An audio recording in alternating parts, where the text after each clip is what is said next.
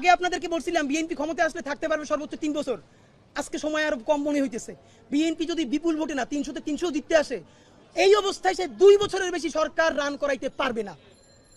সুতরাং নির্বাচনের চেয়ে সেই ক্ষমতা কেমনে সুসংহত করবেন এইটা মনে রাখেন। কেন পারবেন না? হিসাব সোজা ভাই, মানুষের হাত খুলে গেছে, মানুষ মায়ের খাইতে খাইতে এখন মার দিয়া শিখে গেছে।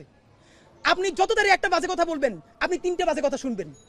এমন অবস্থা হইতে পারে আপনারা সংসদে বসে যদি দেশবিরোধী আইন করেন, মানুষ নিজের জানমালের কথা ভাইবা সব বন্ধ কইরা সংসদে গিয়েও আপনাদেরকে পিটাইতে পারে।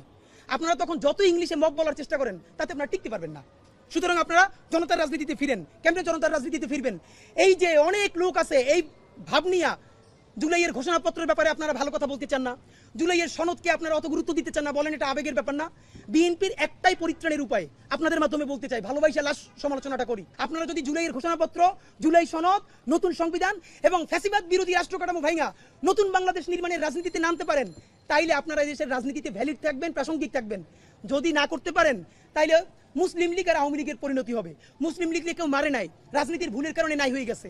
আর যেই দেশের নেতৃত্বে এই দেশ স্বাধীনতা হয়েছে মাত্র 54 বছর আগে, সেই দল সবকিছু নিয়ে পালাইছে। সুতরাং আপনারা তো তার অনেক পরের দল। যদি পারেন নয়া রাজনীতি শুরু করেন, ওইসব রাজনীতি বন্ধ করে।